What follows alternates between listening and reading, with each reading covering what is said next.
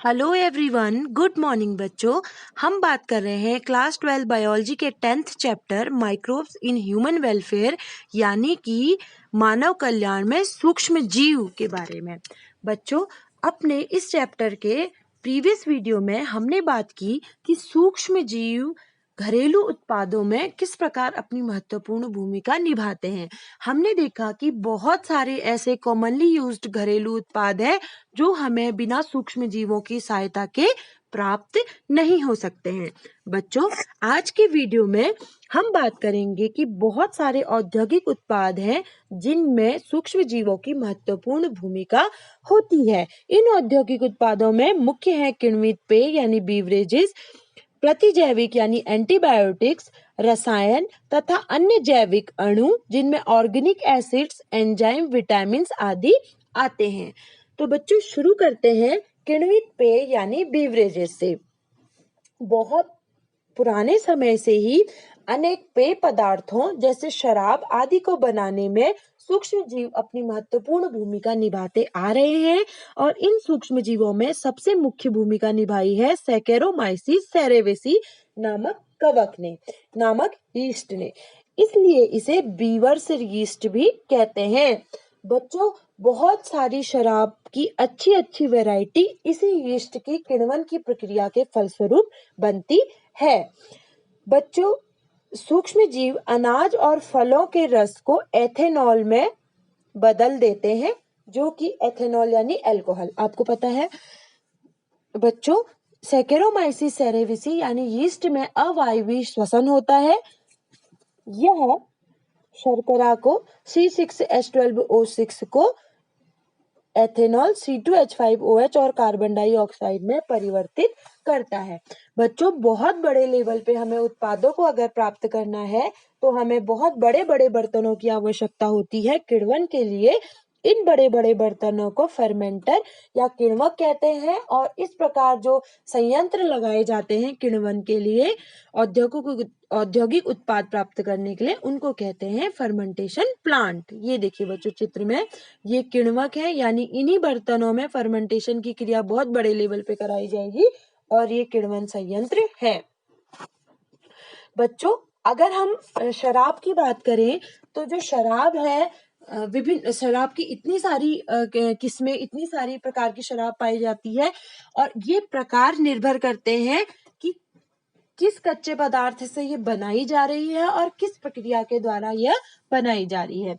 बच्चों, जैसे कि कुछ शराब बिना आसवन के बनाई जाती हैं, जैसे बियर और विस्की, जबकि बहुत सारी शराबें आसवन की प्रक्रिया के द्वारा बनाई जाती हैं, जैसे ब्रांडी, रम। ठीक है बेटा, बहुत सारी और यानी जितनी शराब की किस्में हैं वो अलग अलग प्रक्रिया के द्वारा और अलग अलग कच्चे उत्पादों से बनती हैं। जैसे जौ के रस से बियर बनती है, सैकेरोमाइसिस सेरेबेसी ही इसमें एक्ट करता है के कारण ही ये प्राप्त बनती है। फलों के रस से ब्रांडी बनती है, सैकेरोमाइसिस एलिपसोडेंस। अनाज से विस्की बनती है। सेब के रस पे अगर फर्मेंटेशन कराया जाएगा तो वोडका बनती है और काजू से बनती है फैनी। यानी कि जो बीवरेजेस हैं, पेय पदार्थ हैं, शराब आदि, वो हमें सूक्ष्म जीवों की क्रिया के फलस्वरूप ही प्राप्त होते हैं। बच्चों, अब बात कर लेते हैं प्रतिजैविक यानी एंटीबायोटिक्स की। एंटीबायोटिक्स का सीधा अर्थ है, एंटी मतलब विरोध करने वाला, बायोटिक मतलब जैविक, यानी जीवित पदार्थों का विरोध करने वाला। एंटीबायोटिक्स वे होते हैं, एंटीबायोटिक्स ऐसे रसायन होते हैं जो कुछ जीवों को की वृद्धि को कम करते हैं या फिर उनको नष्ट करते हैं, जिससे कि ये अनेक प्रकार के संक्रमणों से शरीर की रक्षा करने में समर्थ होते हैं। बच्चों, जो एंटीबायोटिक थी उसकी खोज 1928 में फ्लेमिंग ने की थी और सबसे पहले खोजी गई एंटीबायोटिक्स थी पेनिसिलिन। फ्लेमिंग ने देखा कि एक गंदी पड़ी जो पेट्री डिश थी उसमें एक मोल्ड उग गई थी, मोल्ड, ठीक है, कवक उग गई थी और इस कवक ने क्या किया कि स्टेफिलोकोकस ऑरियस जीवाणु की वृद्धि को रोक दिया। ठीक है, पेट्री डिश में एक कवक उगी मोल्ड जिसका नाम था पेनिसिलियम नोटेटम, उसने स्टेफिलोकोकस ओरियस नामक जीवाणु की वृद्धि को रोक दिया। तो इसी पेनिसिलियम नोटेटम से पेनिसिलिन नामक पहली एंटीबायोटिक को निकाला गया। लेकिन बच्चों, पेनिसिलिन को एंटीबायोटिक के रूप में एस्टैब्लिश करने का काम किया दो वैज्ञानिकों ने, चैन और फ्लोरी ने।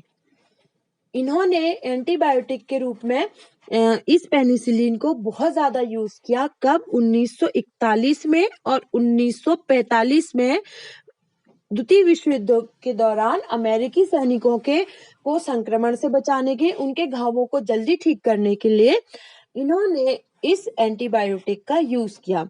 लेकिन बच्चों, अभी तक बहुत सारे एंटीबायोटिक्स की खोज हो चुकी है, बहुत सारे एंटीबायोटिक्स बनाए जा चुके हैं और जो अनेक प्रकार के संक्रमणों से हमारे शरीर की रक्षा करते हैं। बच्चों, अब बहुत सारे 7,000 के आसपास एंटीबायोटिक्स खोजे जा चुके हैं और बहुत खतरनाक बीमारियों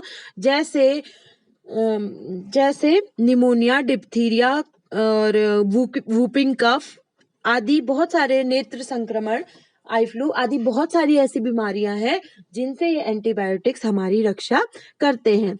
बच्चों, जैसे कुछ एंटीबायोटिक्स है, जैसे पेनिसिलिन नोटेटम से हमको जो एंटीबायोटिक मिली पेनिसिलिन, ये इन्फेक्शन से हमारी रक्षा करती है। पेनिसिलिन क्राइसोजिनस से भी हमको एक प्रकार की पेनिसिलिन प्राप्त होती है। ये रोमेटिक बुखार, सुजाक और निमोनिया से हमारी रक्षा करती है। पेनिसिलिन ग्राइसोफल्वम से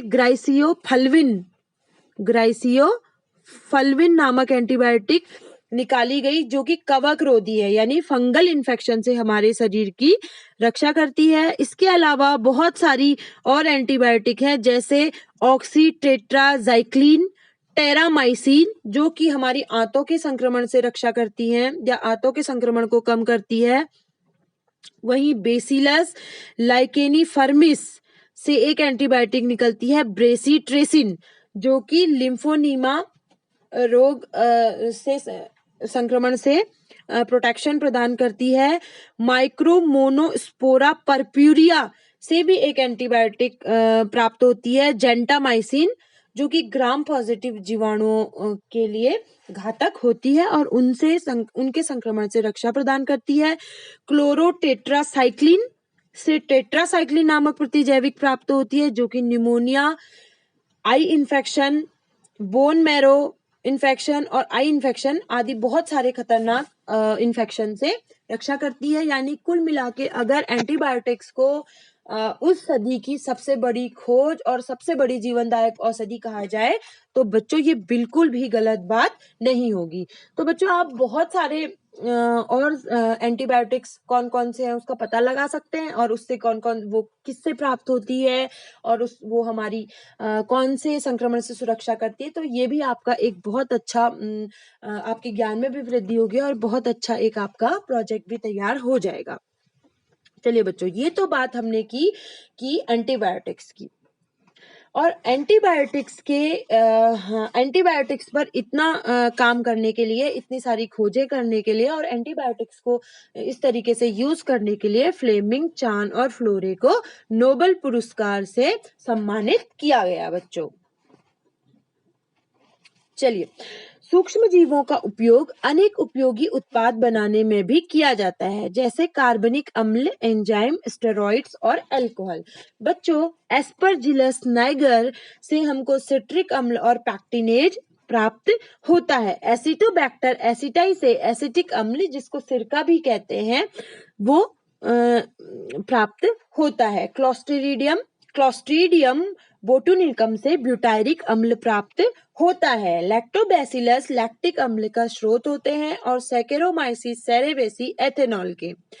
ट्राइकोडर्मा पॉलीस्पोरम साइक्लोस्पोरिन नामक रसायन को उत्पन्न करता है और ये साइक्लोस्पोरिन बच्चों इंपॉर्टेंट इसलिए है क्योंकि जब अंग प्रत्यारोपण किया जाता है तो उस वक्त जो शरीर है डोनर के अंग को रिजेक्ट करने लगता है, तो किसके कारण? इम्यूनिटी के कारण।